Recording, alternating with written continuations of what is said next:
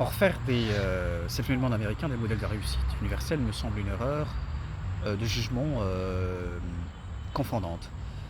Il y a là une conception illusoire, profonde de l'être.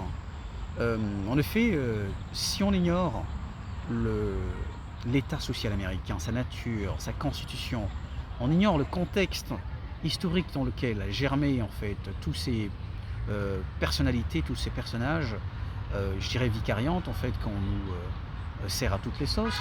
Andrew Carnegie, Bill Gates, Cornelius Vanderbilt, et, euh, et pour ne citer que, eh bien, on tombe dans, non pas dans la caricature, ou du moins on se résout à demeurer dans la confusion et l'abus.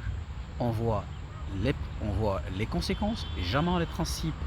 On voit le singulier et jamais le particulier. Il est très important d'aller à l'école.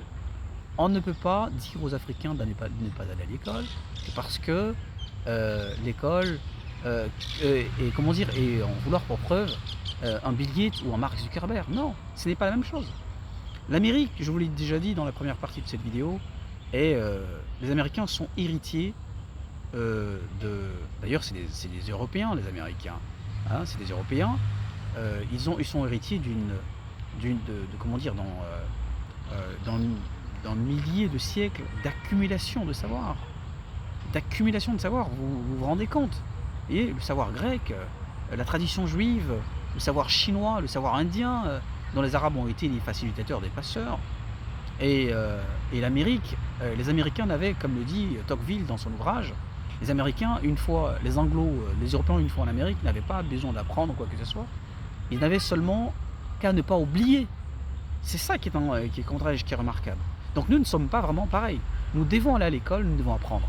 Les coachs en développement personnel doivent insister sur le fait que il n'y a pas de réussite, il n'y a pas de réussite majeure sans un minimum d'éducation.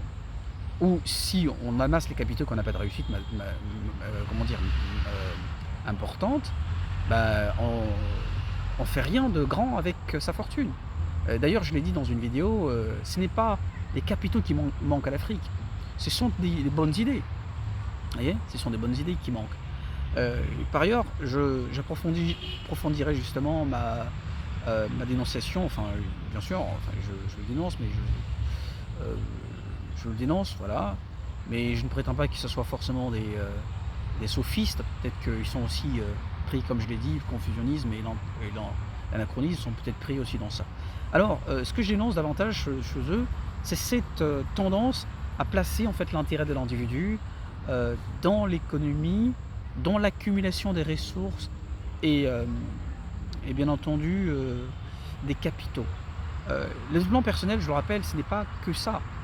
Ce n'est pas que l'économie, le développement personnel, c'est aussi la quête d'une liberté intérieure, d'une forme de connaissance de soi, d'une certaine vie sociale harmonieuse avec le strict nécessaire, un affranchissement de toute idée de possession qui fait bien sûr souffrir.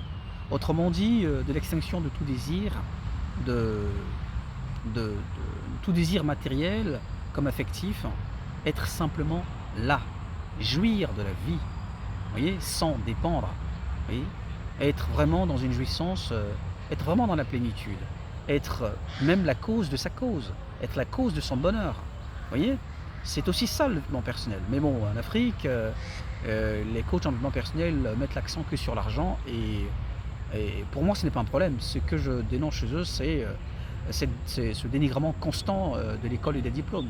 Et donc finalement, on peut, dans leur raisonnement, déduire que chez eux, toute existence humaine trouve sa valeur que dans sa capacité de production, Et donc, pour moi,